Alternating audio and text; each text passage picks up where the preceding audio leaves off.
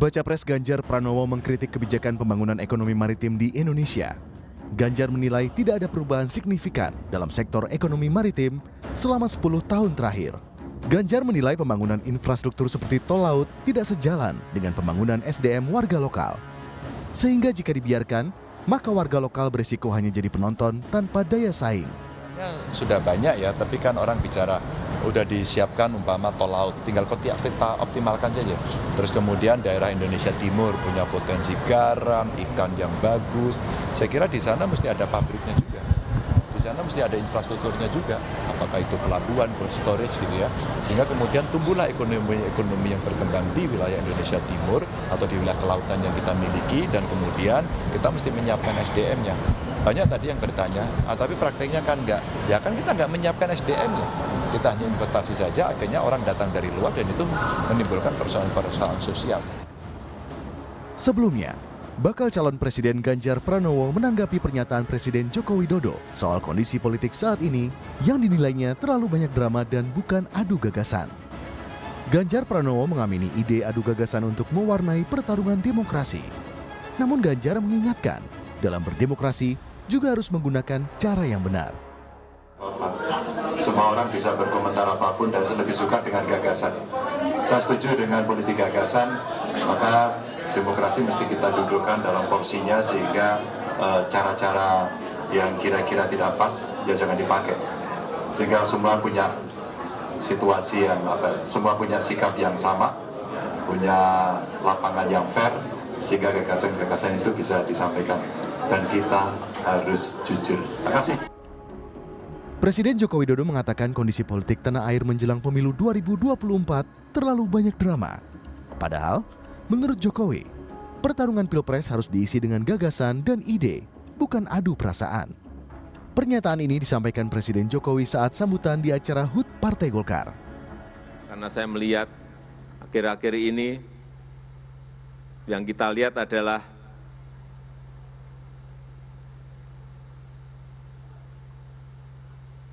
terlalu banyak dramanya,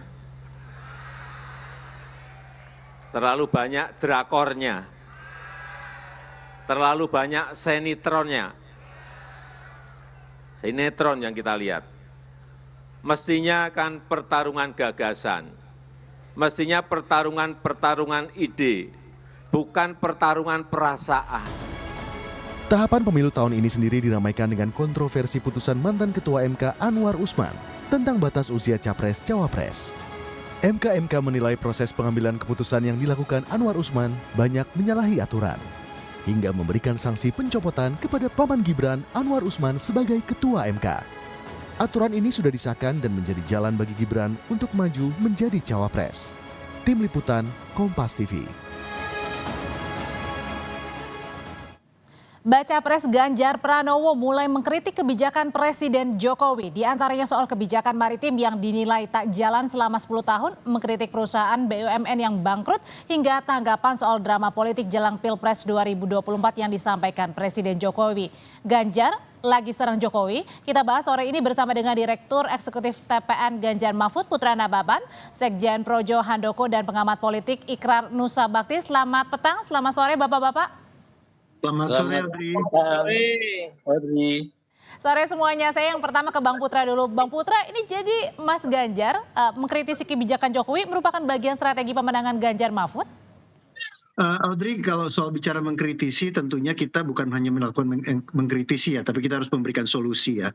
Tentunya ini bukan hanya karena Pak Jokowi, tapi karena produk yang dihasilkan oleh program Pak Jokowi yang visi misinya dibikinkan oleh PDI Perjuangan sejak 2014-2019. Maritim itu adalah program yang disiapkan oleh PDI Perjuangan dan dijalankan oleh Pak Jokowi. Ketika Pak Jokowi mengatakan jangan memunggungi laut, itu adalah visi misi, termasuk saya menjadi bagian yang membuat itu. Itulah visi misi yang kemudian memang tidak dijalankan dan tidak difokuskan oleh Pak Jokowi. Tapi itu menjadi jargon-jargon yang dilakukan oleh Pak Jokowi dan pemerintahnya. Nah, Pak Ganjar itu bukan cuma mengkritisi itu nggak menarik. Pak Ganjar itu akan mempercepat. Pak Ganjar itu sifatnya melakukan percepatan terhadap program-program yang mandek, program-program yang tidak jalan dilakukan oleh Pak Jokowi. Contohnya maritim akan tetap kita lakukan, tapi bersama dengan Pak Ganjar Mahfud, kemaritiman itu akan kita lakukan percepatan. Kenapa? Maritim itu akan menjadi tulang punggung dari pemerintahan Pak Ganjar dan Pak Mahfud, terutama di bidang SDM-nya. SDM unggul dari kemaritiman itu adalah salah satu. Tapi kemarin Mas Ganjar bilang ini program maritim nggak niat, 10 tahun nggak berubah. Betul, karena tidak dilaksanakan dengan niat. Kan itu kan harus dikritik, masa kita nggak menyampaikan yang benar gitu ya. Dan itu akan kita percepat. Karena apa? Karena dengan Pak Ganjar kita akan mempercepat program kemaritiman, dan itu sudah kita siapkan dalam visi misi ini. Termasuk bagaimana kita mengakselerasi 11 potensi maritim, termasuk SDM unggul di bidang kemaritiman. Itu sudah masuk dalam ekonomi biru. Yang disampaikan oleh Pak Ganjar itu adalah kaitannya dengan ekonomi biru. Jadi maritim itu on the track.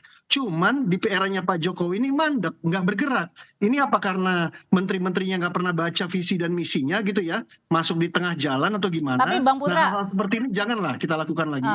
Kalau bisa menteri-menterinya itu baca visi dan misi dulu sebelum nanti menjalankan program pemerintahannya. Oke, PDI Perjuangan ini kan sudah bersama Pak Jokowi selama 10 tahun ya, memerintah begitu. Nah, kenapa baru sekarang dikritisinya begitu? Karena kan mungkin saja menduga apakah ini bagian menjadi strategi?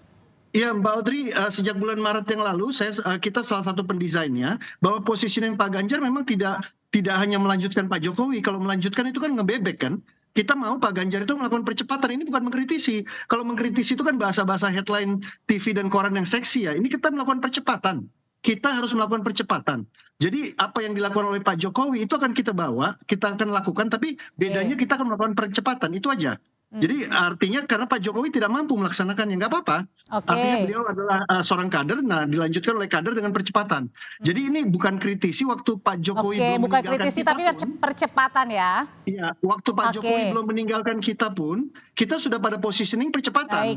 Baik. Jadi sekarang sudah ditinggalkan, tetap juga percepatan. Jadi nggak ada yang berubah. Yang berubah adalah Pak Jokowi dan keluarganya gitu loh.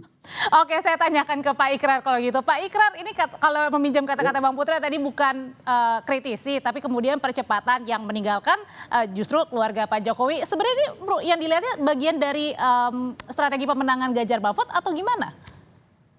Jadi begini, tampaknya teman-teman di PDIP ini sekarang baru sadar ya bahwa mereka itu tidak harus menempatkan Presiden Jokowi itu sebagai sebagai presidennya PDIP kan, itu satu ya. Jadi dan juga kita juga tahu bahwa Presiden Jokowi memang di dalam masa presidensi dia selama 9 tahun ini tidak semuanya sukses ya.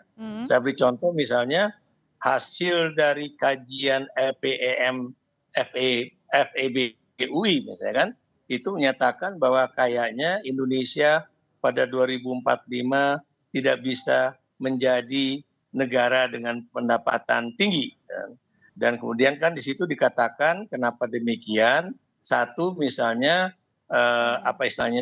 upaya Pak Jokowi atau industrialisasi, kemudian juga dalam bidang yang bersifat industri itu memang kayaknya presiden itu tidak terlalu berhasil. Dalam bidang misalnya dalam peningkatan sumber daya manusia ya itu juga menurut kajian LPMUI itu kan menunjukkan juga tidak begitu berhasil sehingga kemudian. Tapi serangannya kenapa harus sekarang? Kenapa now gitu, Pak Ikrar? Yang dilihatnya apa? Kenapa now? Ya Anda tahu bahwa mereka sekarang baru ingin mengambil jarak dengan Presiden Jokowi ketika PDIP itu sudah benar-benar ditinggalkan oleh Presiden Jokowi gitu kan. Sebab Anda tahu bahwa sampai detik-detik terakhir ya, khususnya sampai dengan Rakernas kemarin lah ya, itu kan PDIP masih yakin banget bahwa Jokowi itu mendukung Ganjar. Kemudian juga Jokowi masih memberikan angin segar kepada Ganjar bahwa nanti kalau misalnya Anda udah dilantik jadi presiden, jangan lupa ya itu persoalan pangan ya itu harus ditangani secara serius kan gitu. Jadi seakan-akan masih ada angin surga dari Jokowi, tapi begitu jelas. Dulu sampai di sana Pak Ikrar. Ya, boleh. Oke, sekarang saya mau tanyakan ke Sekjen Projo yang sudah mendukung Prabowo Gibran. Mas Handoko, kalau serangan terbuka bisa dikatakan ya dalam tanda kutip yang saat ini sedang gencar dilakukan oleh pihak sebelah ini berpengaruh nggak sih sebenarnya terhadap pemenangan Prabowo Gibran? Kalau itu nampaknya tidak ya, karena sampai hari ini data di kami justru percepatan elektabilitas Pak Prabowo dan Mas Gibran justru melesat sehingga kemudian terjadi akselerasi. Cuman saya juga pengen sedikit memberi gambaran tadi seperti yang disampaikan oleh Mas Ganjar itu memang saya pikir terlalu menafikan ketika disampaikan bahwa tidak ada niat untuk melakukan pembangunan di sektor maritim karena fakta-fakta di lapangan tidak mendukung pernyataan itu bahwa terjadi lonjakan jumlah pelabuhan, terjadi peningkatan ekspor hasil perikanan.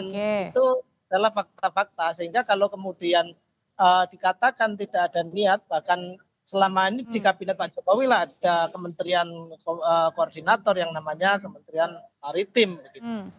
Jadi, tetapi saya juga mau sampaikan bahwa membangun sektor maritim tentu tidak bisa kita anggap sebuah pekerjaan ringan yang bisa simsalabim dalam waktu sekejap kemudian segalanya berubah. Tantangan di sektor itu banyak sekali. Baik. Jadi, yang saya herankan kenapa justru kemudian pernyataannya itu menjadi nggak niat. Meskipun tadi Mas Putra Nababan menyatakan bahwa sebenarnya yang dimaksud adalah percepatan. Ya kan? Ini beda sekali. Beda sekali nggak niat sama kemudian melakukan percepatan. Kalau percepatan artinya memang selama ini pembangunan sudah dijalankan. Percepatan lebih bisa pahami begitu. Ya, kalau gitu pertanyaan elektabilitas saya pikir nggak terlalu masalah karena itu tadi Mbak data-data di kami pasangan Prabowo Gibran ini melaju dengan cukup kencang. Jadi nggak ngefek ya buat Prabowo Gibran ya dengan serangan ini ya. Oke, kalau gitu pertanyaan selanjutnya adalah apakah akan mempengaruhi elektabilitas bagi Ganjar Mahfud terhadap serangan-serangan yang coba dilakukan kepada kubu sebelah atau terutama kepada Presiden Jokowi usai jeda nanti akan dijawab oleh bapak-bapak. Tetaplah di Kompas. Hasil survei terbaru Poltreking menempatkan Prabowo Subianto unggul elektabilitasnya dibanding Ganjar Pranowo dan Anies Baswedan. Prabowo Gibran Raka Buming Raka saudara juga unggul atas dua pasangan capres dan cawapres lainnya. Untuk simulasi 3 nama capres, survei Poltreking menyebut Prabowo memperoleh elektabilitas 41,7%, unggul jauh di atas Ganjar Pranowo dengan elektabilitas 31,0% dan Anies Baswedan dengan elektabilitas 25,7%. Survei Poltreking digelar pada tanggal 28 Oktober hingga 3 November 2023 dengan 1.220 responden dan margin error sebesar 2,9% pada tingkat kepercayaan 95%. Berikutnya untuk simulasi 3 pasangan capres-cawapres, survei Poltreking mengunggulkan pasangan Prabowo Subianto Gibran Raka Buming dengan elektabilitas 40,2%, sementara pasangan Ganjar Pranowo Mahfud MD memperoleh elektabilitas 30,1% dan pasangan Anies Baswedan Muhaimin Iskandar meraih elektabilitas 24,4%.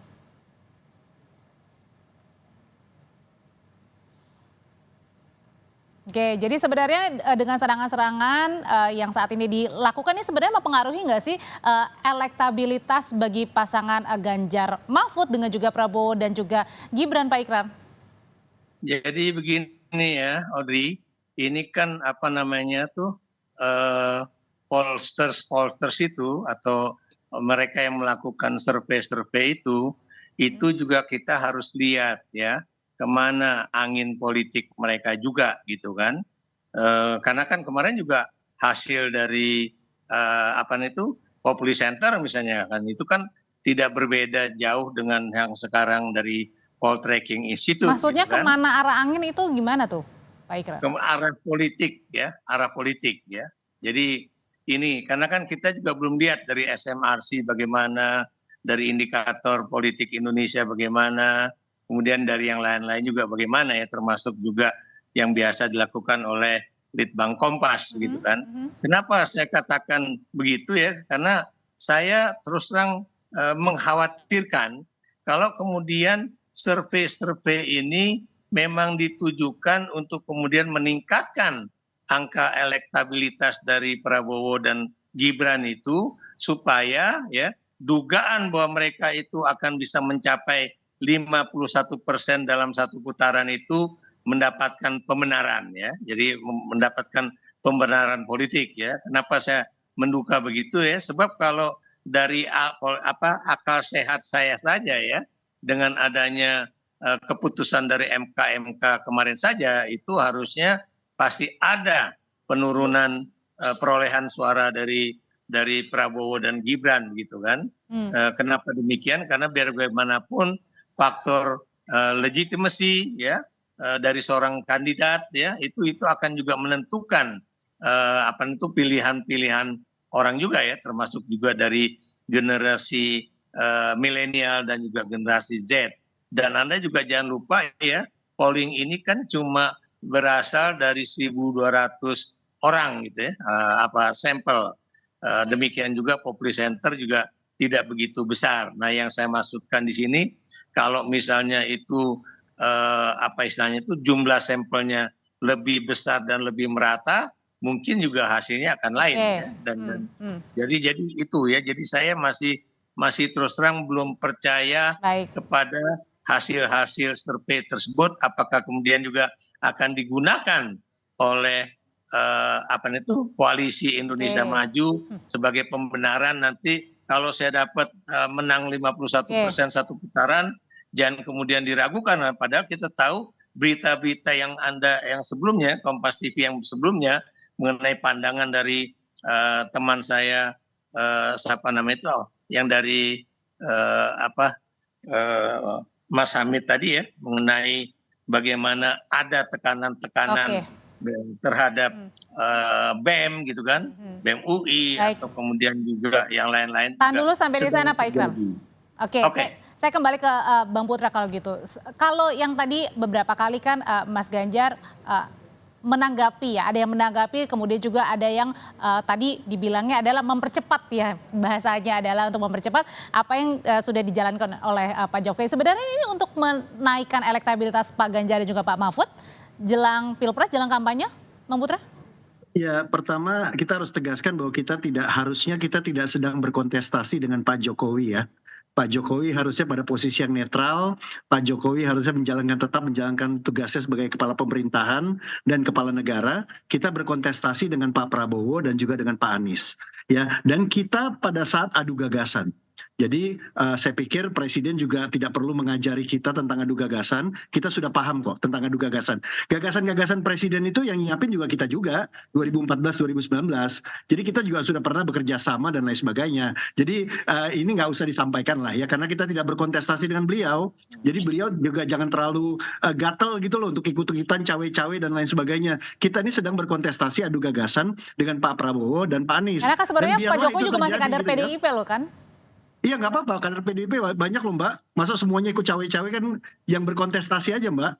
Gitu, ya. Jadi maksud saya kita ini adu gagasan, kan diminta adu gagasan. Kita adu gagasan tentang percepatan. Program apa aja yang mau diadu? Ya kan gagasannya. Nah, yang harusnya menjawab itu kan Pak Prabowo dan juga Pak Anies. Gitu. Silakan Pak Ganjar menyampaikan ke itu, ya pemerintah nggak usah terlalu baper lah. Gitu, ya, dalam hal ini. Itu kan biasa-biasa aja. Sekarang dalam konteks ini apakah ada nilai elektoralnya atau tidak? Menurut saya Ibu Megawati selalu mengajarkan bahwa berpolitik ini bukan selalu elektoralitas atau elektabilitas. Seperti Kompas TV, bukan selalu untuk rating dan share, kan? Ini ada unsur ideologinya, ada unsur pendidikan politiknya dan segala macam. Masa semuanya atas nama rating sama share?